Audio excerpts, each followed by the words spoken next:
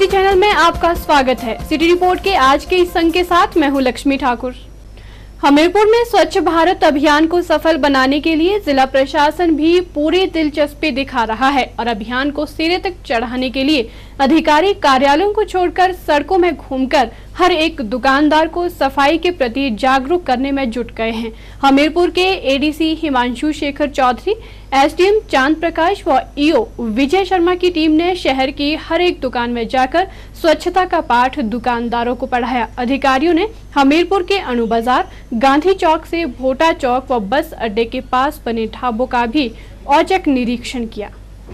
हमीरपुर शहर में बड़े अधिकारियों की अचानक आमद को देखकर जहां दुकानदारों में हड़कंप मच गया, वहीं इन अधिकारियों द्वारा कई दुकानों के बाहर पड़े कूड़े का हिसाब भी मांगा गया और मौके पर ही कई दुकानों के बाहर से कूड़ा भी उठवाया गया।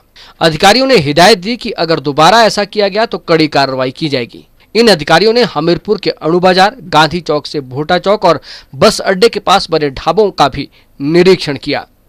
एडीसी हिमांशु शेखर चौधरी ने बताया कि लोगों को जागरूक किया जा रहा है और बार बार स्वच्छता के बारे में याद दिलाया जाएगा, जिससे स्वच्छ भारत का सपना पूरा हो सके। उन्होंने कहा कि इस मुहिम के तहत हर दिन लोगों को जागरूक करने के लिए अधिकारियों को बाहर निकलना होगा। चलान नहीं, हम लोग चाहते हैं कि मोटिवेट करें लोगों को, मैक्सिमम लोगों को मोटिवेट करने से समाज में एक मन में बैठानी है ये बातें, और ये चालान काटने से कोई फायदा नहीं है। इसमें मोटिवेट करने से ज़्यादा फायदा मुझे महसूस हो रहा है और लोगों के रिस्पांस भी बड़े अच्छे आ रहे हैं। सिर्फ यही करना है कि हमें उनको बार बार याद दिलाना है। याद दिलाते दिलाते उनके मन में एक संस्कार बैठ जाएगा और वो जो सफाई का संस्कार है एक बारी घुस गया तो लोगों की आदत पड़ जाएगी तो देश साफ हो जाएगा। ये मुहिम चला है, इसमें ये लगातार चलता रहेगा, क्योंकि सफाई एक ऐसी चीज़ है एक दिन करने से नहीं हो सकता है। प्रतिदिन जो है हमें सफाई के लिए शहर में, गांव देहात में घूमना पड़ेगा और लोगों को मोटिवेट करना पड़ेगा। सिटी चैनल के लिए हमीरपुर से अरविंदर सिंह की रिपोर्ट। लगभग 23 वर्ष के एक लंबे अंतराल तक अरुणाचल प्रदेश के मुख्यमंत्री रहे जी अपांग अपनी धर्मपत्नी तेते के साथ विश्वविख्यात शक्तिपीठ श्री नैना देवी मंदिर पहुंचे, जहां उन्होंने मां नैना देवी की पूजा अर्चना की और फिर स्कूली बच्चों से मिले। वहीं उन्होंने एनएसएस कैंप के स्कूली बच्चों को देशभक्ति का संदेश दिया और देश सेवा में हमेशा तत्पर रहने की सीख भी दी। अरुणाचल प्रदेश के पूर्व मुख्यमंत्री जी अपांग अपनी धर्मपत्नी तेते के साथ मां नैना देवी के दर्शन करने पहुंचे। उन्होंने वहां मां का आशीर्वाद लिया और अपने परिवार के लिए सुख समृद्धि की कामना भी की। उनके आगमन पर मंदिर न्यास की तरफ से मंदिर अधिकारी मदन लाल शर्मा ने उनका स्वागत किया। इस मौके पर जी अपांग ने नैना देवी मंदिर पहुंचे एनएसएस के छात्रों को कहा कि वो पढ़ाई जी जान लगाकर करें और आईएएस और आईपीएस अधिकारी बनकर देश की सेवा करें और अरुणाचल प्रदेश में भी अपनी सेवाएं दें, क्योंकि हिमाचल प्रदेश के कई अधिकारी अरुणाचल प्रदेश में भी अपनी सेवाएं दे चुके हैं। बच्चों को संदेश देते हुए जी अपांग ने कहा कि देश सेवा सर्वोपरि है और वे पढ़ लिख कर देश का नाम रोशन करें। अपना आपको भी सर्विस करो, जनता को करो, मातृभूमि पर सेवा। My best wishes to all of you. Police में भी जाओ, आईएएस बनो और आईपीएस बनो, आईआरएस बनो, देन आईपीएस बनो, पुलिस अधिकारी बन के अरुणाचल में सेवा करो। सबसे मातृभूमि सर्वश्रेष्ठ महान। Thank you sir. Thank you ma'am. वहीं नैना देवी पहुंचे एनएसएस के छात्र जी अपांग से मिलकर काफी खुश नजर आए। उनके संदेशों से उन्हें काफी कुछ सीखने को मिला। हमें यहाँ आकर बहुत अच्छा लगा। हम एनएसएस के वॉलंटियर्स हैं। हमें अरुणाचल प्रदेश के सीएम साहब ने हमें कुछ ऐसे शब्द बोले जो हमारे दिल को काफ़ी अच्छे लगे। उन्होंने हमें बताया कि अपने देश की सेवा के लिए कुछ भी किया जा सकता है। अरुणाचल के पूर्व मुख्यमंत्री ने हमें बहुत अच्छी बातें बताई। उन्होंने यह भी बताया कि देश की सेवा करें और जितना भी हो सके तरक्की करें, अपने टीचर्स का सम्मान करें, अपने बड़ों का सम्मान करें और अपनी जिंदगी में आगे बढ़ें। सिटी चैनल के लिए बिलासपुर से विजय भारद्वाज की रिपोर्ट। शरद पूर्णिमा के पावन अवसर पर उत्तरी भारत के प्रसिद्ध शनिदेव मंदिर लंबलू में दमा रोगियों के लिए विशेष प्रकार की दवाई निशुल्क बांटी गई। इस अवसर पर सुबह के समय से ही मंदिर में दूर दूर से लोगों ने आकर दवाई ग्रहण की। पुरातन विधि से खिलाई जाने वाली दवाई आज भी लोगों के लिए कारगर सिद्ध हो रही है। हमीरपुर के शनिदेव मंदिर लंबलू में सेवा भारती समिति के सौजन्य से शरद पूर्णिमा के अवसर पर लोगों को खीर बांटी गई। कहते हैं कि ये खीर दमा पुरानी खांसी की दवाई होती है। गौरतलब है कि पिछले 15 सालों से मरीज को ये दवाई बांटी जा रही है और इस दवाई के खाने से चमत्कारिक परिणाम सामने आते हैं और मरीज कुछ ही समय में बिल्कुल स्वस्थ हो जाता है।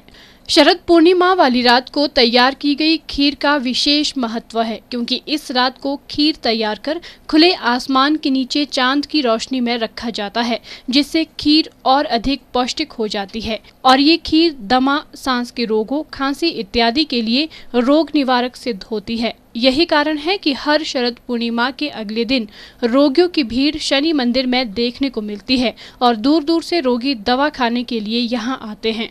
कार्यक्रम के दौरान डॉक्टर अनु कंवर व सहायक पुरुषोत्तम शर्मा ने मरीजों की जांच की और दवाई भी वितरित की। कैंप में दवाई लेने पहुंचे मरीजों ने बताया कि खीर खाने के बाद काफी लाभ पहुंचता है और कुछ ही दिनों में पुराना मर्ज ठीक हो जाता है।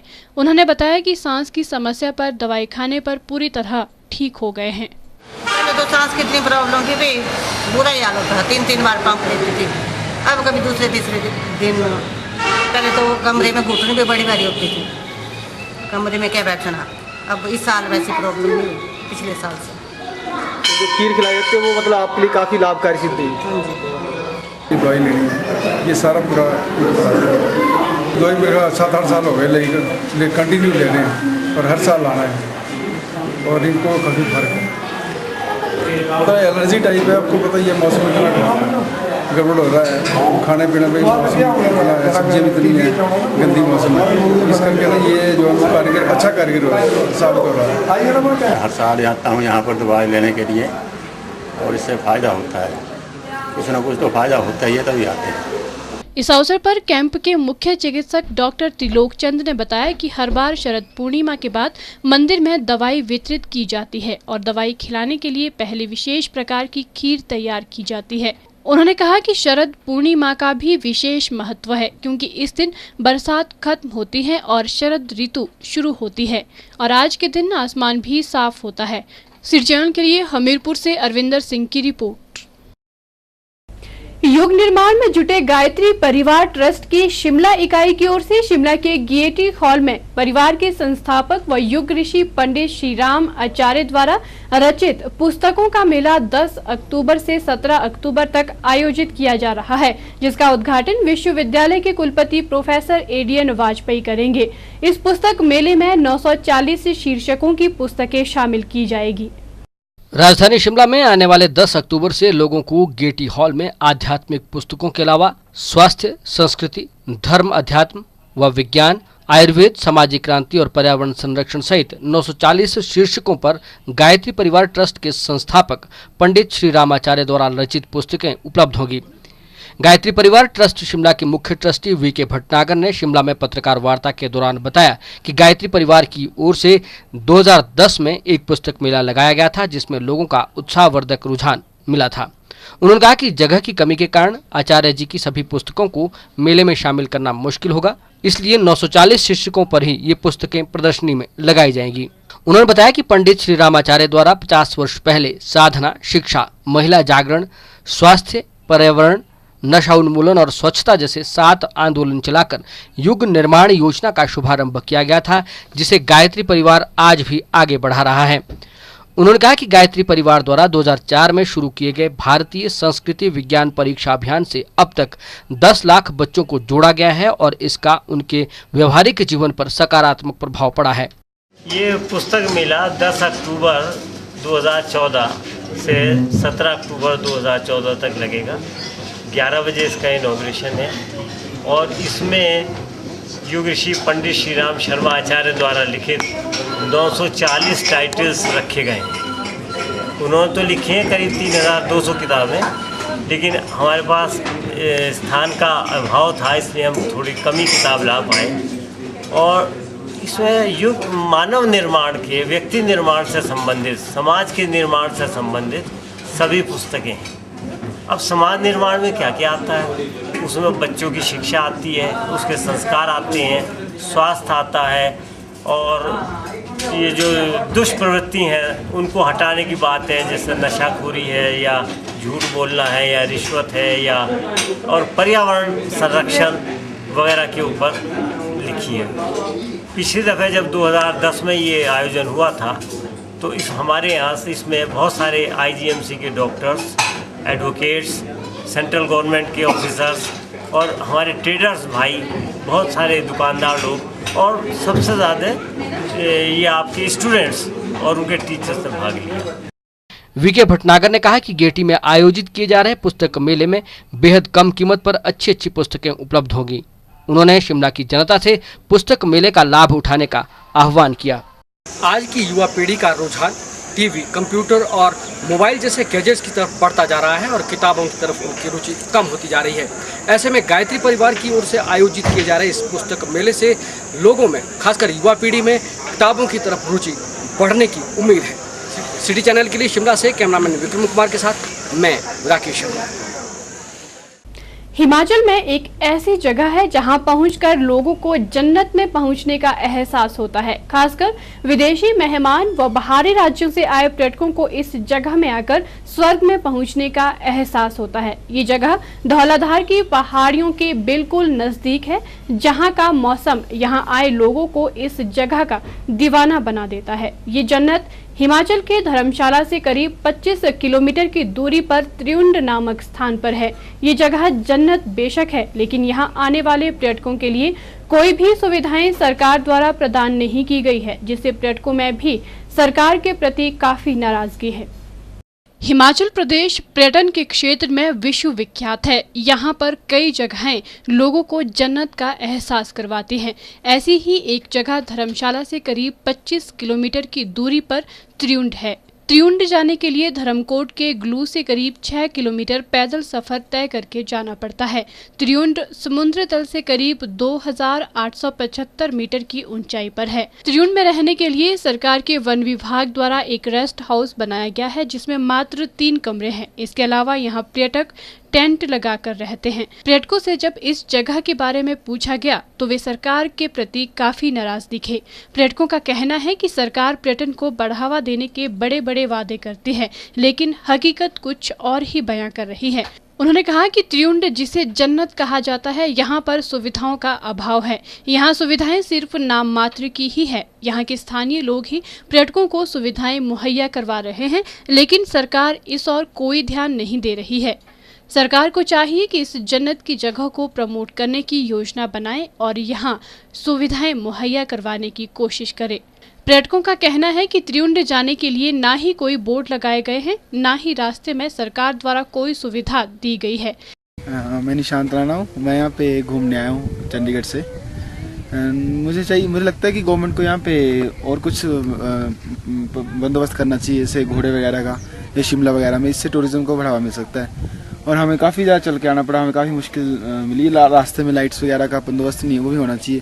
रात को अगर किसी को दिखाई ना दे, कुछ हो जाए, कुछ हादसा हो जाए तो उसे मुश्किल हो जाएगी।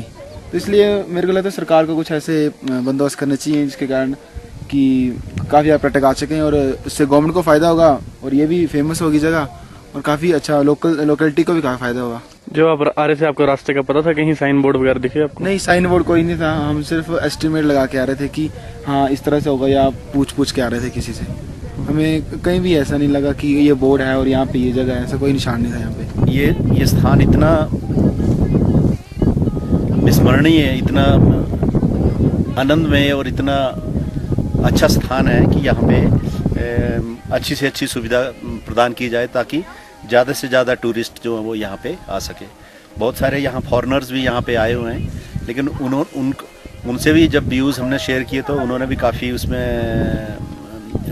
इसमें नाराज़गी प्रकट की कि यहाँ सुविधा का काफ़ी अभाव है। लेकिन ये वाकई ये दूसरी जन्नत का दूसरा नज़ारा देखने को मिल रहा है। सिटी चैनल के लिए धर्मशाला से मृत्युंजय पुरी की रिपोर्ट। सोलन के चौक बाजार स्थित वाल्मीकि मंदिर परिसर में वाल्मीकि वर्ग सुधार समिति और समुदाय के सहयोग से जिला स्तरीय वाल्मीकि जयंती का आयोजन किया गया, जिसमें सामाजिक न्याय एवं अधिकारिता मंत्री कर्नल धनीराम शांडिल ने मुख्य अतिथि के रूप में शिरकत की। उन्होंने मंदिर परिसर में ध्वजारोहण सहित पूजा अर्चना कर वाल्मीकि मंदिर में माथा टेककर अपनी हाजिरी लगाई। स्थानीय महिलाओं ने महर्षि वाल्मीकि जयंती पर मंदिर में भजन कीर्तन कर माहौल को भक्ति में बना दिया। सोलन के चौक बाजार स्थित वाल्मीकि मंदिर परिसर में वाल्मीकि वर्ग सुधार समिति और समुदाय के सहयोग से जिला स्तरीय वाल्मीकि जयंती का आयोजन किया गया, जिसमें सामाजिक न्याय एवं अधिकारिता मंत्री कर्नल धनीराम शांडिल ने बतौर मुख्य अतिथि शिरकत की। सामाजिक न्याय एवं अधिकारिता मंत्री कर्नल धनीराम शांडिल ने इस मौके पर कहा कि महर्षि वाल्मीकि जी एक ऐसे ऋषि हुए हैं जिन्होंने रामायण ग्रंथ को लिखा है। भगवान श्री राम के पूर्ण जीवन का वृतांत उस समय के समकालीन ऋषि महर्षि वाल्मीकि जी द्वारा लिखा जाना आज के युग में लोगों के लिए प्रेरणा स्रोत है। उन्होंने कहा कि रामायण में पुरुषोत्तम श्री राम ने मर्यादा में रहकर माता पिता का मान सम्मान, भाई और पत्नी के प्रति प्रेम के साथ पारिवारिक समन्वय बनाए रखा। शांडिल ने लोगों को रामायण का अनुसरण करने और महर्षि वाल्मीकि के आदर्शों को अपनाने का आह्वान किया। बहुत बड़े ब्रह्म ऋषि और ऋषियों में बहुत महान ऋषि वाल्मीकि का जन्मदिन है। जिस युग में भगवान राम ने जन्म लिया, इस पृथ्वी पर आए, उसी युग के समकालीन ऋषि वाल्मीकि जिन्होंने वाल्मीकि रामायण लिखी और पूरा वृत्तांत उसमें आता है।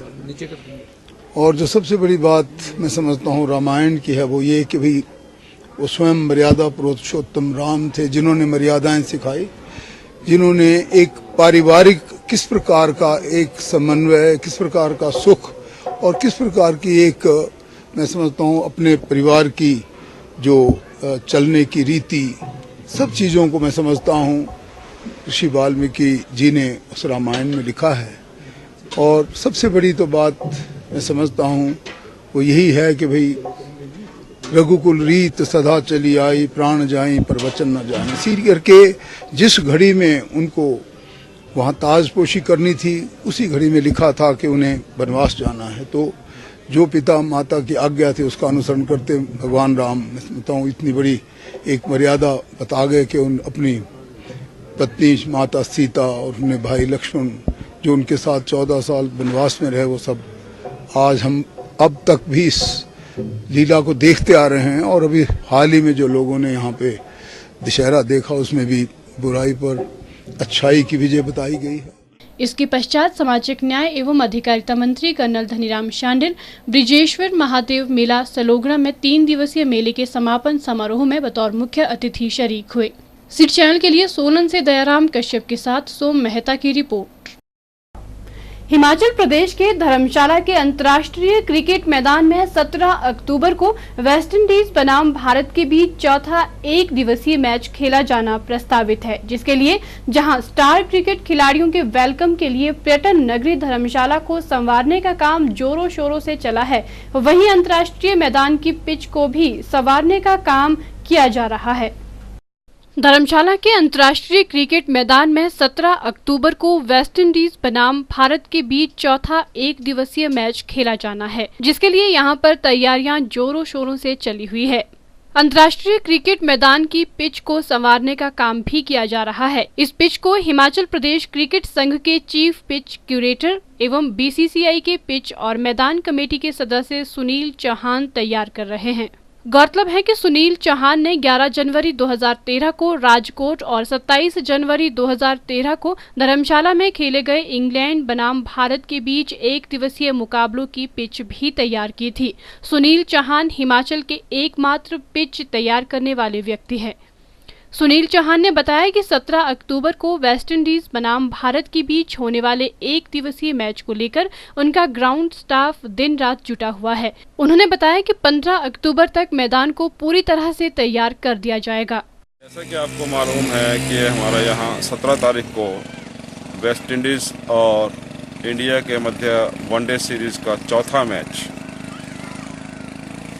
होने को जा रहा है। इसके लिए हमारा ग्राउंड स्टाफ पूरी तरह दिन रात काम कर रहा है और ये मैं आपको विश्वास दिलाना चाहता हूँ कि 15 तारीख से पहले हम इस मैच के लिए जो भी आवश्यकता अनुसार प्लेइंग कंडीशंस होंगी वो हम 15 तारीख से पहले पूरी तरह से करने की कोशिश करेंगे। और इस मर्तबा आउटफील्ड बिल्कुल लश ग्रीन और विकेट भी उछाल भरी और फास्ट विकेट मैं बोल सकता हूँ बनाने में जा रहे हैं। सिटी चैनल के लिए धर्मशाला से मृत्युंजय पुरी की रिपोर्ट। हिमाचल प्रदेश के धर्मशाला में वेस्ट इंडीज बनाम भारत के बीच होने जा रहे एक दिवसीय मैच को लेकर सांसद व हिमाचल प्रदेश क्रिकेट संघ के अध्यक्ष अनुराग ठाकुर और प्रदेश के मुख्यमंत्री वीरभद्र सिंह के बीच चल रही लड़ाई में इस एक दिवसीय मैच को लेकर काफी अटकलें थी और सरकार द्वारा इस मैच में सुरक्षा मुहैया करवाई जाएगी या नहीं, इसे लेकर भी कई सवाल उठ रहे थे, जिस पर कांगड़ा के पुलिस अधीक्षक बलवीर ठाकुर ने विराम लगा दिया है। उन्होंने पत्रकार वार्ता के दौरान कहा कि प्रदेश सरकार द्वारा मैच को लेकर सुरक्षा के पुख्ता इंतजाम किए गए हैं। जिला कांगड़ा पुलिस अधीक्षक बलवीर ठाकुर ने बुधवार को धर्मशाला में एक पत्रकार वार्ता के दौरान वेस्ट इंडीज बनाम भारत के बीच होने जा रहे एक दिवसीय मैच की अटकलों को लेकर विराम लगा दिया है। पुलिस अधीक्षक बलवीर ठाकुर ने कहा कि सरकार के निर्देश है कि कोई भी सुरक्षा कर मैच के दौरान नहीं लिया जाएगा, क्योंकि ये एक निजी मैच नहीं है, ये भारत व वेस्ट इंडीज का मैच है और इसमें सुरक्षा मुहैया करवाना प्रदेश पुलिस की जिम्मेवारी है।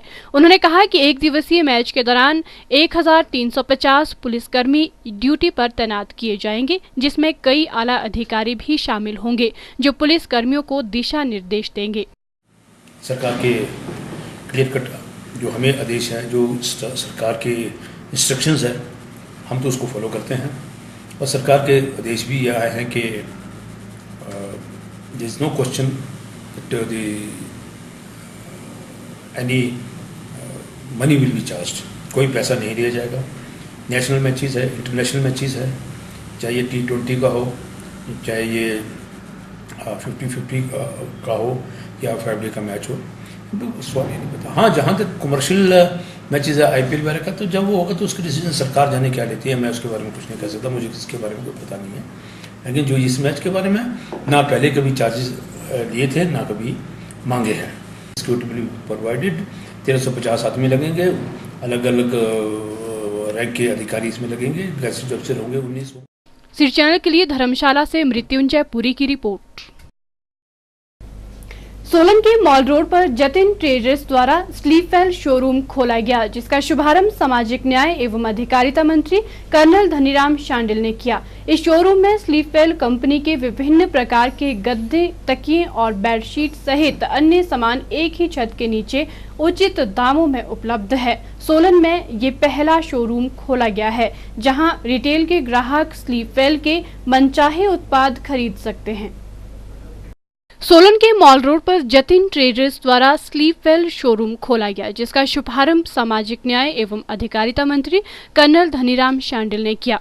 शोरूम के मालिक जतिन साहनी ने मीडिया से बातचीत के दौरान कहा कि शहर वासियों को स्लीपवेल के सभी उत्पाद अब सोलन में एक ही छत के नीचे मिल सकेंगे। उन्होंने कहा कि पहले लोगों को बाहरी राज्य जैसे दिल्ली और चंडीगढ़ इन उत्पादों को खरीदने के लिए जाना पड़ता था, लेकिन अब इस शोरूम में अन्य राज्यों की तरह उचित दामों पर ये उत्पाद उपलब्ध हैं। जतिन ट्रेडर्स पर स्लीपवेल का एक्सक्लूसिव शोरूम, जिसका नाम कंपनी ने स्लीपवेल शॉप ही रखा है, उसका इनॉग्रेशन किया जा रहा है आदरणीय मंत्री डॉक्टर कर्नल धनीराम शांडिल के द्वारा। इस शोरूम में जहां लोगों को बाहर राज्यों में जाना पड़ता था सामान लेने के लिए, इस शोरूम में स्लीपवेल के गद्दे, पिलोज, कंफर्ट एक्सेसरीज और हर बेडशीट्स, हर तरह का सामान उपलब्ध रहेगा।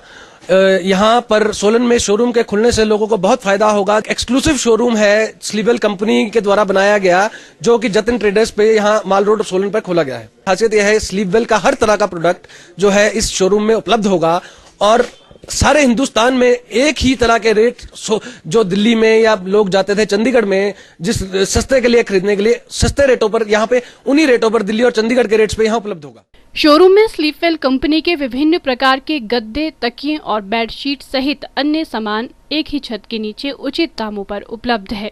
सिटी चैनल के लिए सोलन से दयाराम कश्यप के साथ सोम मेहता की रिपोर्ट। शिमला संसदीय क्षेत्र की युवा कांग्रेस और बुशहर खेल एवं सांस्कृतिक क्लब द्वारा रोहड़ू के रामलीला मैदान में 14 से 16 अक्टूबर तक दूसरी स्वर्गीय राजीव गांधी वॉलीबॉल प्रतियोगिता का आयोजन किया जाएगा, जिसमें प्रदेश के मुख्यमंत्री वीरभद्र सिंह बतौर मुख्य अतिथि उपस्थित होंगे। ये जानकारी बुशहर खेल एवं सांस्कृतिक क्लब के अध्यक्ष संजय ठाकुर ने रोहड़ू में आयोजित एक पत्रकार वार्ता के दौरान दी। बुशहर खेल एवं सांस्कृतिक क्लब रोहड़ू के रामलीला मैदान में 14 से 16 अक्टूबर तक दूसरी स्वर्गीय राजीव गांधी वॉलीबॉल प्रतियोगिता का आयोजन किया जाएगा। ये जानकारी क्लब के अध्यक्ष संजय ठाकुर ने रोहड़ू में पत्रकार वार्ता के दौरान दी। उन्होंने कहा कि इस प्रतियोगिता के मुख्य अतिथि मुख्यमंत्री वीरभद्र सिंह होंगे। इसमें क्षेत्र की करीब 70 वॉलीबॉल टीमें भाग लेगी। उन्होंने कहा कि हिमाचल प्रदेश के युवा कांग्रेस अध्यक्ष विक्रमादित्य सिंह के जन्मदिन पर बुशहर खेल एवं सांस्कृतिक क्लब रोहड़ू में मेडिकल कैंप का आयोजन करेगा, जिसमें आईजीएमसी शिमला के विशेषज्ञ भाग लेंगे। रोहड़ू में बुशहर खेल सांस्कृतिक एवं पर्यावरण क्लब के द्वारा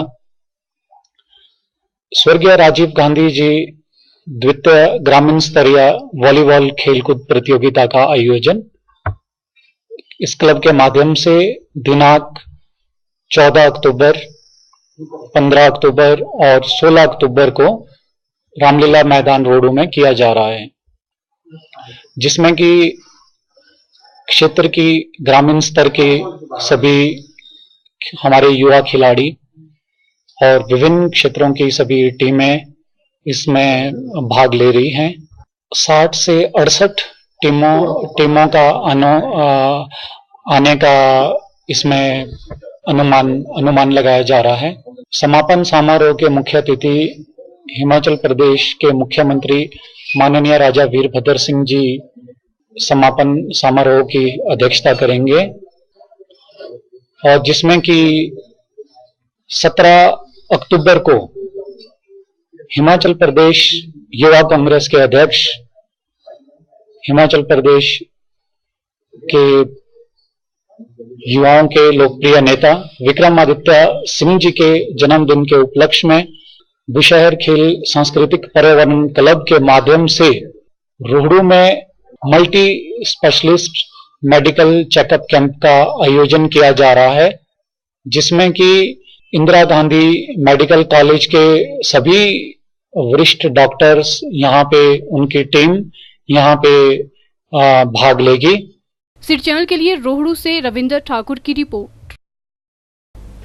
वाल्मीकि वर्ग सुधार समिति शिमला द्वारा कृष्णा नगर स्थित वाल्मीकि मंदिर में वाल्मीकि जयंती के उपलक्ष्य पर कार्यक्रम का आयोजन किया गया। इस मौके पर प्रदेश युवा कांग्रेस के अध्यक्ष विक्रमादित्य सिंह बतौर मुख्य अतिथि उपस्थित हुए। वहीं उनके साथ पर्यटन विभाग के उपाध्यक्ष हरीश चनार्था विशेष अतिथि के रूप में उपस्थित रहे। भगवान श्री वाल्मीकि के 89वें प्रकटोत्सव के मौके पर कृष्णा नगर स्थित वाल्मीकि मंदिर में सुबह से ही भक्तों का तांता लगा रहा। इस मौके पर फिरोजपुर और अमृतसर से आए गायक कलाकारों ने कीर्तन दरबार में भगवान वाल्मीकि को समर्पित भजनों को गाकर माहौल को भक्ति में बनाए रखा।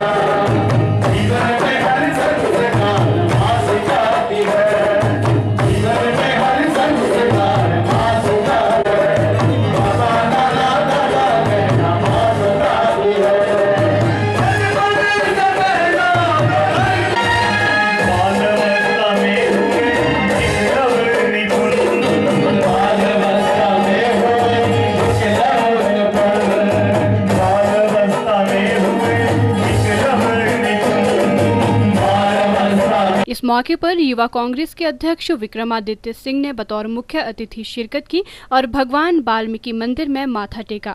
अपने संबोधन में विक्रमादित्य सिंह ने कहा कि महर्षि वाल्मीकि जी एक ऐसे ऋषि थे जिन्होंने रामायण ग्रंथ को लिखा। उन्होंने लोगों से रामायण का अनुसरण करने और महर्षि वाल्मीकि के आदर्शों को अपनाने का आह्वान किया। उन्होंने आश्वासन देते हुए कहा कि कृष्णनगर की समस्याओं को प्राथमिकता के आधार पर मुख्यमंत्री के समक्ष रखा जाएगा। इस मौके पर पर्यटन विभाग के उपनिदेशक हरीश चनार्था विशेष रूप से मौजूद रहे। मैं आप लोगों को आश्वासित करता हूं कि जैसा अभी यहाँ पे कहा गया कि मुख्यमंत्री महोदय ने खुद यहाँ पर आप लोगों के बीच आना था, मगर क्योंकि आप जानते हैं कि जो दुशहरे का फेस्टिवल कुल्लू में होता है, उसकी वजह से वो यहाँ पर आपके बीच नहीं आ पाए। मगर मैं आपको आश्वासित करता हूं कि जितनी भी आज समस्याएं यहाँ पर रखी गई है, खास करके जो आपका जो कई हमारे भाई बहनों ने लोन ST/SC बैंक से लिया है, उसको या तो कम करने का या उसे माफ़ करने की बात है। मैं निश्चित तौर से इसे जो उनके चेयरमैन हैं उनसे और साथ ही मुख्यमंत्री महोदय से इस मुद्दे को उठाऊंगा, और साथ ही जो यहाँ पे कर्मचारी भाई हैं हमारे, उनके लिए भी जो रेगुलराइजेशन की बात है या उनको जो और इंसेंटिव देने की बात है, इसे भी निश्चित तौर से प्रदेश सरकार के समक्ष उठाया जाएगा, क्योंकि मैं जानता हूँ आप लोगों का एक हमारे भाई बहनों का एक बहुत बड़ा योगदान इस क्षेत्र को और इस प्रदेश को आगे ले जाने में रहा गया है। आज जो हमारे यहाँ पे जो सिंगर्स हैं उन्होंने बड़ी अच्छी तरह से अपनी बात को आगे कहा है, और निश्चित तौर से मैं इस चीज़ को पूरी तरह से मानता हूँ कि आप लोगों में प्रदेश को, आप लोगों को देश को लीड करने में और देश के उच्च जितने भी हमारे ऑफिसर, जितने भी हमारे पद हैं उस पे पहुँचने में आपकी पूरी कैपेबिलिटी आपके अंदर है। निश्चित तौर से जो मेन चीज़ हमको वहाँ तक पहुँचा सकती है वो क्वालिटी एजुकेशन, और प्रदेश सरकार का और कांग्रेस की सरकार का, माननीय मुख्यमंत्री वीरभद्र सिंह जी की जितने भी कार्यकाल प्रदेश सरकार के रहे हैं, उसमें मेन एम्फेसिस प्रदेश सरकार का यही रहा है कि हम प्रदेश के कोने कोने में, खास करके जो प्रदेश के पिछड़े हुए क्षेत्र है, प्रदेश के जो निचला तबका है, उनके लिए हम चाहते हैं कि अच्छी शिक्षा उन लोगों को प्रदान की जा सके। वहीं इस अवसर पर रिज मैदान पर भगवान वाल्मीकि जयंती के उपलक्ष्य में रक्तदान शिविर का भी आयोजन किया गया। वाल्मीकि धर्म प्रचार प्रसार समिति के महासचिव नरेश गांधी ने कहा कि अस्पताल में सर्दियों में रक्त की कमी को देखते हुए इस रक्तदान शिविर का आयोजन किया गया। हमारा यहाँ रक्तदान शिविर का एक ही उद्देश्य है कि हम अपने नौजवान साथियों को इसके लिए जागरूक कर सकें और जो ब्लड बैंक में रक्त की कमी चल रही है उसको पूरा कर सकें। इससे जो क्या होगा, हमारे जो नौजवान हैं जो पहली बार यहाँ ब्लड डोनेट करने आ रहे हैं, उनको हमने ये समझाया है और ये उन्हें जागरूक किया है कि ब्लड देने से कोई कमज़ोरी नहीं आती। 3 महीने के बाद जो आपकी ब्लड की कमी पूरी हो जाती है, इससे कोलेस्ट्रॉल में भी कमी आती है। अगर कोलेस्ट्रॉल आपका बड़ा है उसमें भी आपको फ़ायदा होगा और नया जो रक्त है आपका बनेगा। इसमें जो नौजवान हैं काफ़ी बढ़ चढ़ के हिस्सा ले रहे हैं। वाल्मीकि सभा द्वारा वाल्मीकि जयंती के उपलक्ष्य पर सप्ताह भर विभिन्न कार्यक्रम आयोजित किए गए। वहीं आज वाल्मीकि जयंती के उपलक्ष्य पर शिमला के कृष्णा नगर में एक भव्य कार्यक्रम का आयोजन किया गया, जिसमें प्रदेश युवा कांग्रेस के अध्यक्ष विक्रमादित्य सिंह ने बतौर मुख्य अतिथि शिरकत की। वहीं इस मौके पर शिमला के रिज मैदान पर रक्तदान शिविर का भी आयोजन किया गया। कैमरामैन विक्रम कुमार के साथ मैं लक्ष्मी ठाकुर, सिटी चैनल शिमला। डाक विभाग द्वारा 9 अक्टूबर को हर वर्ष की तरह इस वर्ष भी विश्व डाक दिवस का आयोजन किया जा रहा है और इस मौके पर डाक सप्ताह भी आयोजित किया जा रहा है। इस दौरान डाक विभाग द्वारा विभिन्न कार्यक्रम आयोजित किए जाएंगे। इस वर्ष डाक सप्ताह 9 अक्टूबर से 15 अक्टूबर तक आयोजित किया जाएगा। ये जानकारी हिमाचल प्रदेश डाक सर्कल शिमला के chief post master general DS Kapoor ने बुधवार को शिमला में आयोजित पत्रकार वार्ता के दौरान दी। सन 1874 ईस्वी में स्विस राजधानी बर्न में स्थापित यूनिवर्सल पोस्टल यूनियन की वर्षगांठ 9 अक्टूबर को प्रतिवर्ष विश्व डाक दिवस के रूप में मनाई जाती है। भारत में 9 अक्टूबर को विश्व डाक दिवस के रूप में डाक सप्ताह का आयोजन किया जाता है। राष्ट्रीय डाक सप्ताह के दौरान डाक विभाग में बहुत सी गतिविधियों का आयोजन भी किया जाता है। इस वर्ष भी राष्ट्रीय डाक सप्ताह 9 अक्टूबर से आरंभ होकर 15 अक्टूबर तक आयोजित किया जाएगा। राष्ट्रीय डाक सप्ताह के तहत शिमला में भी हिमाचल प्रदेश डाक सर्कल विभाग द्वारा कई कार्यक्रम आयोजित किए जाएंगे। ये जानकारी हिमाचल प्रदेश डाक सर्कल के chief post master general DK Kapoor ने शिमला में आयोजित एक पत्रकार वार्ता के दौरान दी। उन्होंने कहा कि डाक विभाग मात्र एक डाक नेटवर्क ही नहीं अपितु ये विविध सेवाएं प्रदान कर रहा है, जिसमें बैंकिंग, जीवन बीमा और अन्य प्रीमियम सेवाएं शामिल है। विभाग डाकघरों के कंप्यूटरीकरण और अन्य संभावित सेवाओं के माध्यम से बदलते हुए संचार एवं तकनीकी परिवेश में सामने आ रही चुनौतियों पर खरा उतर रहा है। एक हफ्ता भर इसमें जुटे रहेंगे।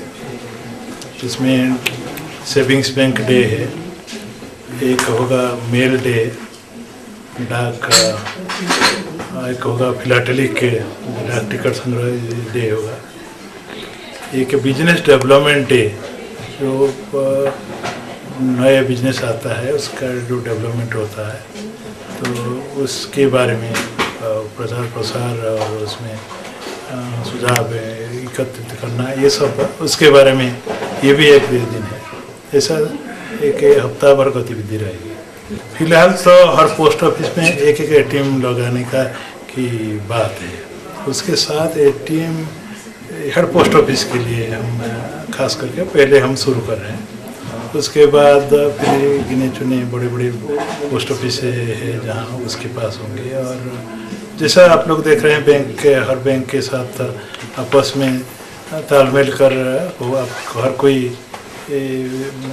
ATM से ले रहे हैं, वो एक आगे स्टेज पर जाके उसके पर निर्णय होगा। DK कपूर ने कहा कि राष्ट्रीय डाक सप्ताह के तहत प्रत्येक दिन डाक विभाग की अलग अलग गतिविधियों का आयोजन किया जाएगा। ये गतिविधियां सर्कल, मंडलीय और मुख्य डाकघर स्तर पर आयोजित की जाएंगी, जिसमें जनता की सक्रिय भागीदारी रहेगी। सिटी चैनल के लिए शिमला से विक्रम कुमार के साथ लक्ष्मी ठाकुर की रिपोर्ट। सिटी रिपोर्ट के आज के इस अंक में इतना ही। प्रदेश भर की जानकारी के लिए आप देखते रहिए सिटी चैनल। नमस्कार।